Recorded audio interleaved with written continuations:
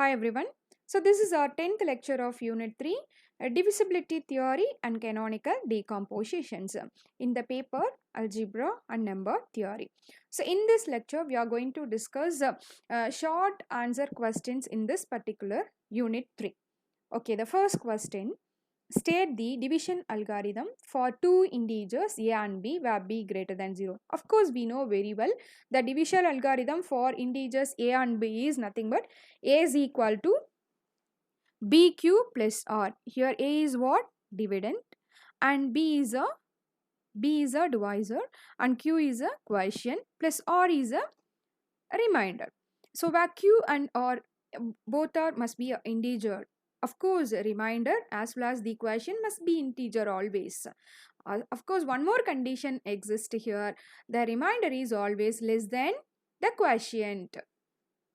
Sorry, this is a divisor. The remainder is always less than the divisor b for all the problems. Come to the second one.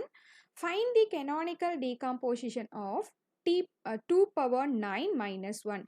Canonical decomposition means we need to write the prime factors of this particular term. So first I am going to expand this 2 power 9. So I will get 2 power 9 value is 512 minus 1. So 512 minus 1 value is 511. The canonical decomposition of the above one is I am going to divide this is divisible by 7. So I am going to divide by using 7. I will get 73 is the remainder. So therefore prime factor of this above case is 7.73. So look at the next one. Find the value of the base b if 54 base b is equal to 64. Of course, they are given 54 base b is equal to 64. Base b means how will you develop this case? Of course,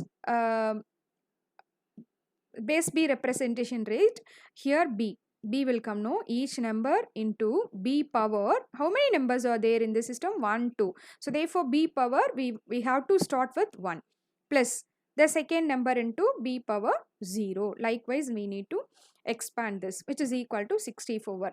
So whatever base here, while we are expanding this, we can use that base here. And how many numbers are there? 1 2 no in this system. So therefore base power 2 is there means we have to start with 1 0. Okay, the first number into b power 1 plus second number into b power 0, like that. Suppose they are given the base 2 means here instead of b I need to put 2, which is equal to 64, right? So 5b plus 4 is equal to 64, and 5b is equal to 64 minus 4, which gives 60, and 5 is equal to 60 by 5 is nothing but 12.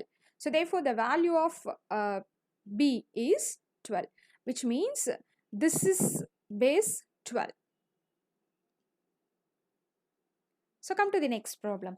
Find the positive integer a if LCM of this square bracket representing LCM of a comma a plus 1 is equal to 132.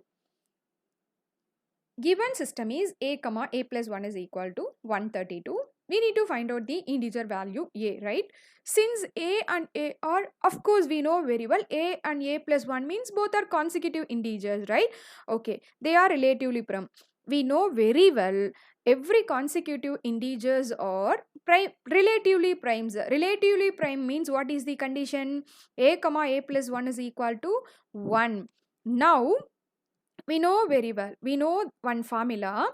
So LCM of a comma b, which is equal to a dot b by GCD of a comma b. This is a formula. So now I am going to use this formula here. In place of a comma b I am having a comma a plus 1, right? So a dot a plus 1 by GCD of a comma a plus 1. That value is 1, right? So after replacing that I will get LCM of a comma a plus 1 is equal to GCD of a into a, not GCD, a into a plus 1. Now they are given the value of square bracket a comma a plus 1 is equal to 132. That means LCM of a comma a plus 1 is equal to 132.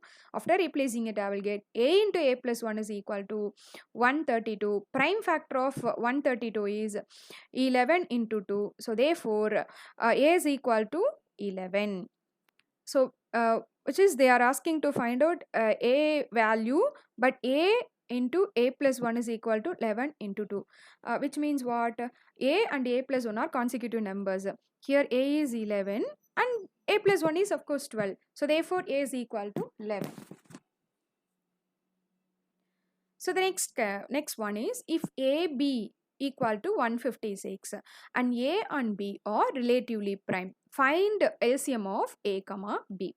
Given a, b are relatively prime, so therefore well-known result, GCD of a comma b is equal to any relatively prime GCD value is equal to 1. We know that the formula in the previous problem also we discussed in the same formula, right? LCM of a comma b is equal to a dot b by GCD of a comma b. This bracket, open bracket representing GCD, this closed bracket representing LCM, which is equal to a dot b, they are given 156, and in the from the given condition itself we got it, GCD of a comma b is equal to 1. After replacing it, I will get LCM of a comma b is equal to 156. Come to the next problem. If a comma b is equal to and GCD of a comma b is equal to LCM of a comma b, what can you say about the relation between a and b? When we say these two are equal, this is only possible if a is equal to b. A is equal to b means LCM as well as GCD of a comma b is equal to equal. The LCM of two consecutive positive integers is 812. Find the number. So LCM of two consecutive numbers 812. We need to find out that particular number. In that case, I am going to assume a and a plus 1 are two consecutive numbers. Then a and b are, of course, a and a plus 1 are relatively primes. Two consecutive numbers always relatively primes. So I can write this a dot a plus 1 is equal to GCD of a dot a comma a plus 1 is equal to 1. So therefore we know very well the formula, LCM of a comma a plus 1 is equal to a dot a plus 1 by a comma a plus 1. So a dot a plus 1, so LCM of this particular one is 812. So therefore this system is equal to 812 because this value is equal to 812, right? And a comma a plus 1 is 1. So replace in this place, in the denominator is equal to 1. I will get the numerator a comma a plus 1 is equal to 812. Now we can write the prime factor of 812 as like 2 square dot 7 dot 29. We need to find out by using long division method. We are going to find out this prime factors for this particular number. So I'm just multiplying this 2 square dot 7, I will get 27 dot 29, right? And a dot a plus 1 is equal to 28 dot 29. So consecutive numbers, these also consecutive numbers. So therefore a is nothing but 28. If a and b are positive integers with, they are given a dot b is equal to this system and LCM of a comma b is equal to this particular system. What is GCD of a comma b? Now given a dot b is equal to this particular one and LCM of a comma b is equal to this particular one, I am going to use the formula LCM of a comma b is equal to a dot b by a comma b. Okay, so now both the terms we know in the given problem itself, they are given both numerator and denominator values. I am going to substitute each terms here. Now I am going to cancel out the common terms. 2 square, here also 2 square getting cancelled, remaining 2 square, and 3 power 4 by 3 cube and 3 cube getting cancelled, remaining 3. Here 2 square, not 2, 2 is missing here. 5 cube, here 5 square. So therefore square getting cancelled, I will get only 1 5. 7 getting cancelled, 13 getting cancelled. Here 11 square getting cancelled, I will get 11. After multiplying all those things, I will get it 330. So therefore GCD of A comma B is equal to 330. So next problem, express this octal system as a decimal number. Decimal number means base 10. Okay. So now here octal system, so therefore this space will come into in this place, right? So first number into 1 2 3 4, 4 numbers are there in this system, so therefore parts start with 3.